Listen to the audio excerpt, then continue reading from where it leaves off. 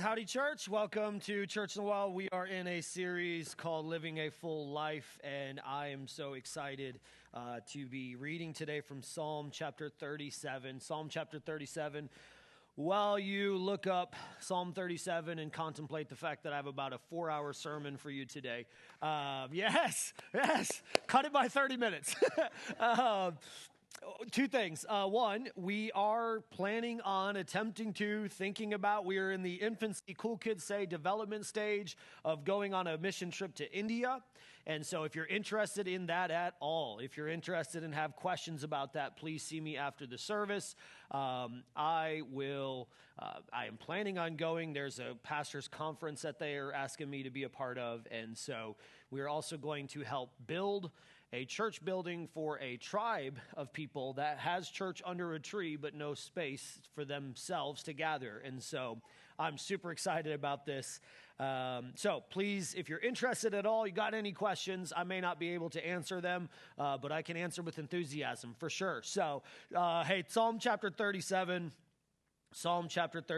fret not yourself because of evildoers. I feel like all of us should, anytime we see a political headline in a news at all, we should just circle that again and again. Fret not yourself because of evildoers. Be not envious of wrongdoers, for they will soon fade like the grass and wither like the green herb. Trust in the Lord. Do good. Dwell in the land. Befriend faithfulness. I love those words, befriend faithfulness. I think they are so powerful, so important. Delight yourself in the Lord. He will give you the desires of your heart. Commit your way to the Lord. Trust in him, and he will act. He will bring forth your righteousness as the light. If we talked a little while ago, a series about light and how light does all these different things. Your justice as the noonday. Be still before the Lord. Wait patiently for him. Fret not yourself over the one who prospers in his way, over the man who carries out evil devices. This one's hard. Refrain from anger, forsake wrath. But he says this again. I hope you're picking up this theme. Fret not yourself. It tends only to evil. For the evildoers shall be cut off, but those who wait for the Lord shall inherit the land. Now look down at verse 25 of chapter 37. I have been young. Now I am old. I feel that so much. Yeah, I just feel that. Yet I have not seen the righteous forsaken or his children begging for bread. He is ever lending generously, and his children become a blessing. Turn away from evil, do good, so shall you dwell forever. For the Lord, Jehovah, Elohim, Yahweh, loves justice. He will not forsake his saints. They are preserved forever, but the children of the wicked shall be cut off. The righteous shall inherit the land and dwell upon it forever. This is like such an amazing psalm. And it's actually really interesting, not a song like we would associate psalms to be. This is a teaching psalm. This is a psalm where David is preaching a message either to himself or to whoever is willing to listen to him. And the Bible's really interesting because it doesn't put psalms in chronological order like we would assume. Like we would just assume that David wrote all the Psalms and he started at a young age and ended at an old age, but that's not how this goes. Psalm 37, David is writing when he's an older gentleman. Matthew Henry's commentary on Psalms says that he is well up in years and very much possibly in the same exact circumstance that we've been talking about in the other sermons in this series, in which David is fleeing from Absalom. So even though they're 30 chapters apart, it's the same line of thinking. David is very focused on his thoughts, and he's very focused on thinking the right things. If you read it with that in mind, you can almost hear David tell himself, this is what you need to think right now. Whoever he's preaching to, he's telling them to focus on certain things and not on others. And he continually repeats throughout Psalm 37, fret not, fret not, fret not, fret not. And what David is doing is something so important to all of us. He has every reason to be anxious, fretful, negative, and bitter. After all, if Psalm 37 is written when most historians think it's written, David had a man named Saul who's tried to kill him. David then becomes king and does a massive kindness for Saul's grandson, Mephibosheth. Now, David's own son, Absalom, is trying to kill him, and Mephibosheth has actively joined him in that hunt. And yet you find David saying, don't think about this, think about this. You can sense him telling himself what to think, and this is important because you have 74,000 thoughts per day. And think about that. 74,000 thoughts run through your mind. Now, if I don't have coffee in a day, I get to about 25,000, right? Like just zombie-like, just motoring through life. But 74,000 times per day, you have thoughts that come into your soul. And so many of them, unfortunately, are bitter or negative. Paul talked about this in 2 Corinthians chapter 10, verse 2. He said, I beg of you that when I am present, I may not have to show boldness with such confidence as I count on showing against some who suspect us of walking according to the flesh. So here we have one of the great saints, and he's talking about how people are suspecting him of something else.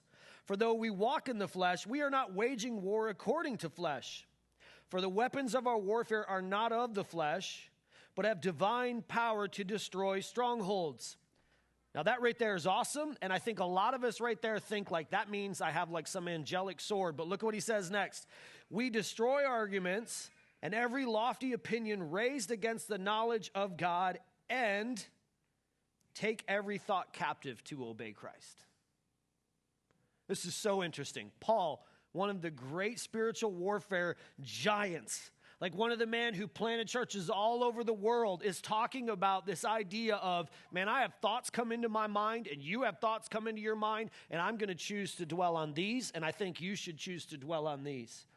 He says it again in Philippians chapter 4. It's very famous. You know this. Philippians 4:8. Finally, brothers or sisters, whatever is true, whatever is honorable, whatever is just, whatever is pure, whatever is lovely, whatever is commendable, if there is any excellence, if there is anything at all worthy of praise, look what he says next. Think on these things.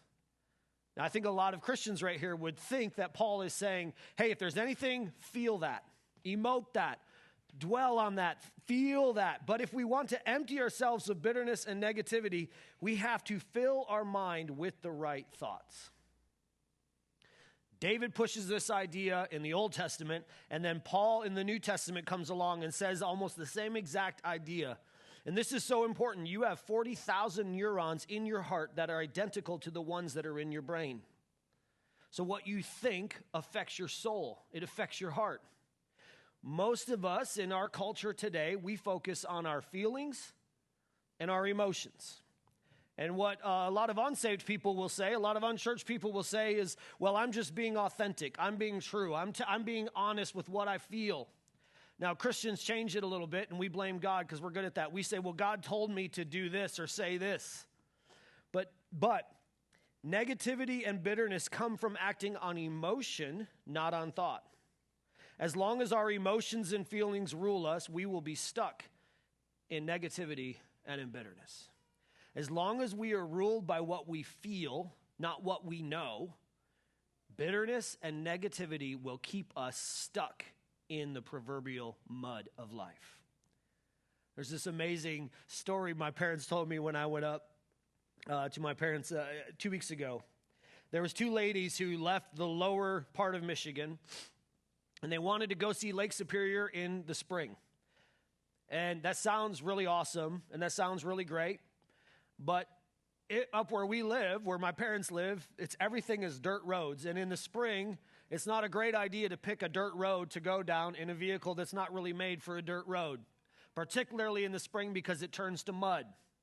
And so these two ladies got stuck in their car. They had a Subaru, and they got stuck in this back road in the middle of nowhere, and they had told no one where they were going, and they had no cell service because there's no cell service where they are, and their car got stuck. So the best thing they could think to do was go hang a sweater on the nearest road sign they could find. But every time they tried to hang a sweater on the road sign, bears came out of the woods and chased them back to their car. So for 10 days, these two ladies survived on Girl Scout cookies. 10 days, which I told my parents, I'm like, please tell Girl Scouts about this. You will be millionaires. But these two ladies survived for 10 days just eating Samoas, because they're the best ones, or Thin Mints, I guess, maybe. And after 10 days, the ground was finally firm enough that the police could begin to search for them and found them and brought them home. Now, a lot of us live spiritually stuck in mud, ruled by our emotions and our bitterness, and just hoping to survive off of little Girl Scout cookie crumbs that appear in our lives. So if we want to elevate our lives, we have to elevate our thoughts. If we want to be people whose lives are elevated, we have to elevate the way that we think. Paul said, think on these things. So how do we do this? Because I think we can say, well, I think on heavenly thoughts all the time, but our actions reveal more than what our words do. Paul gives us a hint in Colossians 3, verse 2. He says, set your minds on things that are above, not on things on the earth. Set your minds on them. Now, this is interesting because I grew up, my parents are components of only reading the King James Version of the Bible. And so they would tell me, set your affection on things above. And I always thought that means I had to love things that are above, like somehow just will myself into loving heavenly things, but I wasn't sure how to do it.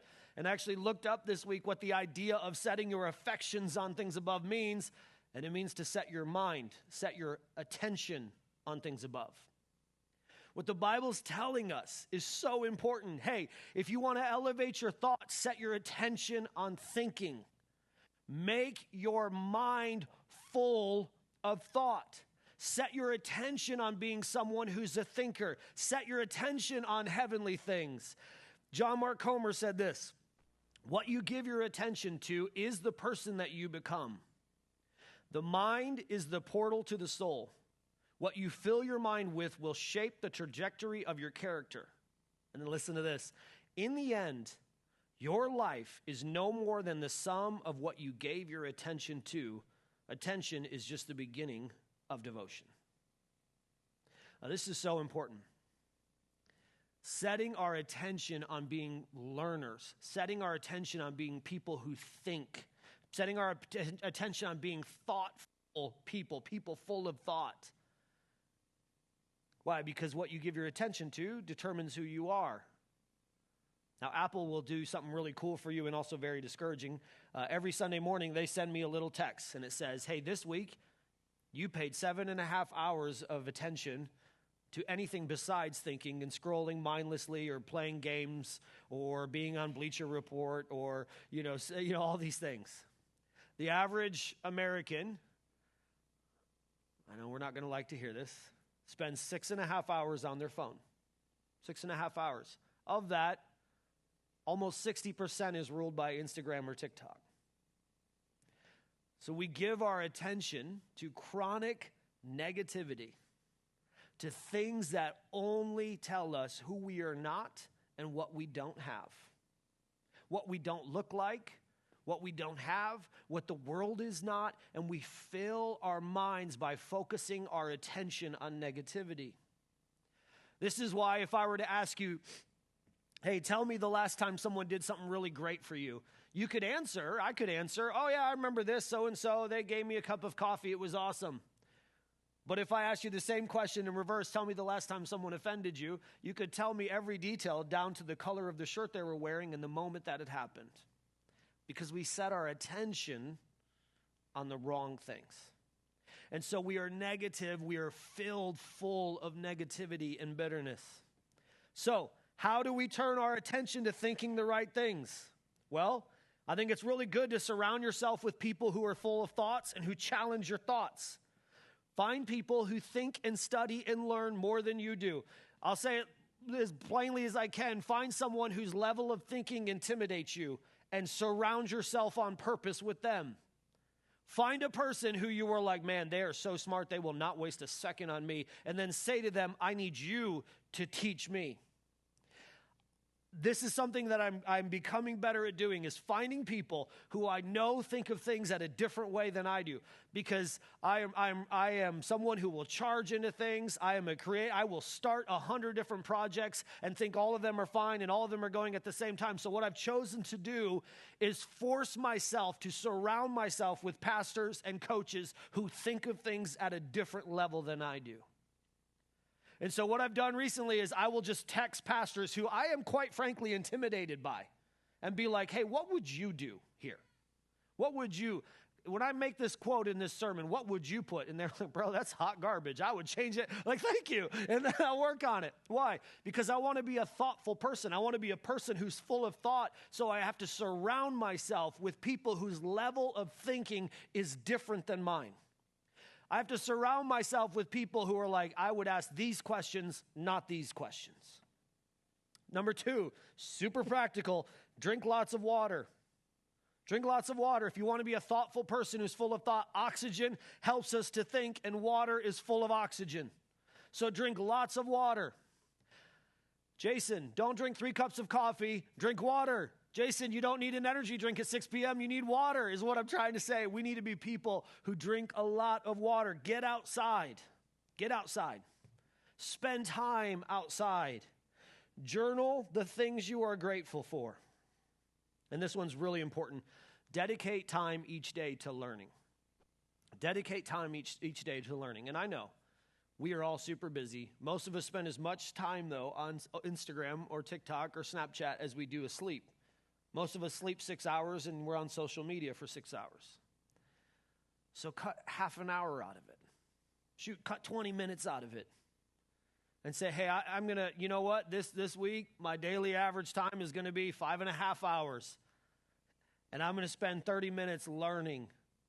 Just pick a topic and begin to learn and meditate and dwell on. The word meditate in the Bible is so interesting because it's not what we think. When we think of meditating, almost all of us do this thing. It's to fix your attention onto something like a lion observes an antelope. You ever watch a lion hunt? It is locked in on what it's trying to hunt. So when we talk about meditating, it's just fixing our attention onto something. So dedicate time each day to, hey, I want to learn more about this. Approach Bible study with humility. This is one of the most important things. Honestly, church, we could talk about Bible study plan, all these things. But the ultimate question when we open the Bible is, are we saying, hey, I need to learn, not I already know this and I just need to check it off my list? When we open the Bible, we should approach it with so much humility that we're saying, God, I don't even know what you're saying and I need to learn. Unfortunately, what most of us do is the opposite. We open it and say, I got to get my daily reading done, and so I can check this off my list. And I already really know what this is about, so I'll just read it. But to learn, we've got to be people who approach with humility. Next, this one's so hard. Limit your negative input. Limit your negative input. Develop relationships with positive, thoughtful people. Develop relationships with positive, thoughtful people. I have to do this. I have two pastors. One tells me I'm an idiot every time I talk to him, and he's like, bro, you are the biggest. What are you doing? Like, he just yells at me.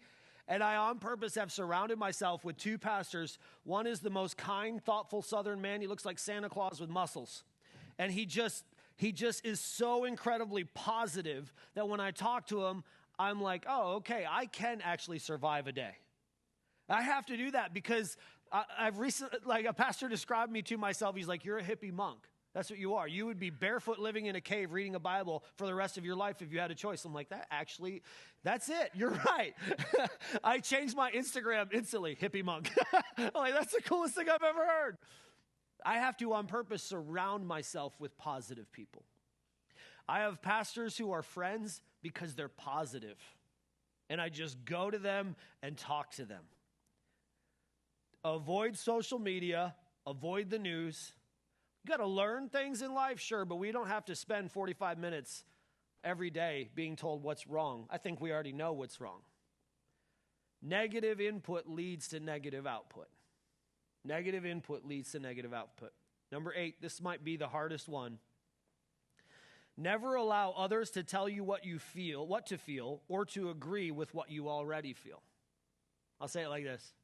Any of you in here Green Day fans? It's okay. I'm a Green Day fan. Okay.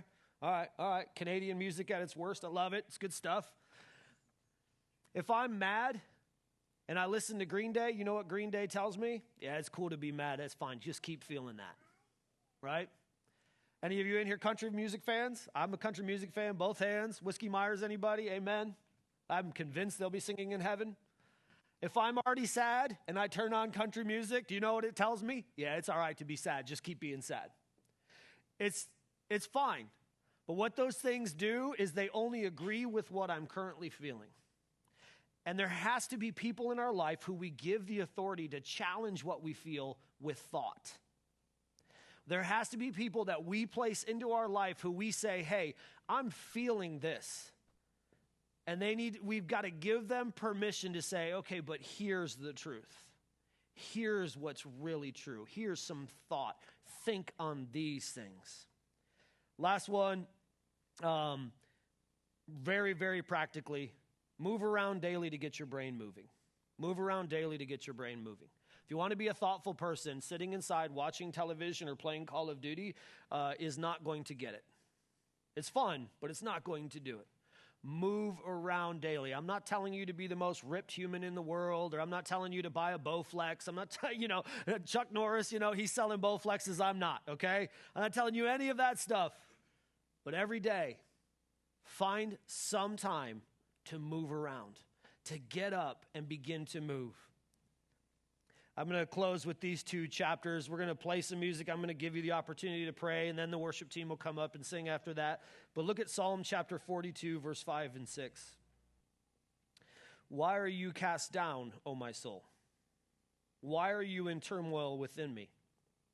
Hope in God, for I shall again praise him, my salvation and my God.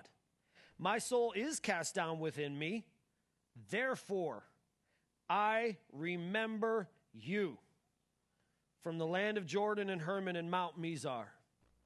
Now look at Psalm chapter 77, verse 9, all the way down to 13. Has God forgotten to be gracious? You ever felt like that? You ever had that feeling? I've had that feeling like, God, did you just forget about me? Has he slammed the door on his compassion? You ever felt that? Like, God, I need some compassion right now, and I'm not feeling that. And I said, verse 10, this is my fate.